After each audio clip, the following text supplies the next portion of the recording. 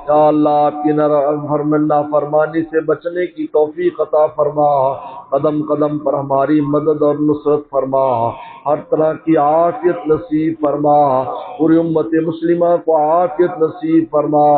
ہمارے ملک و ملت کو عافیت نصیب فرما، رحم کرم اور عافیت کا معاملہ فرما،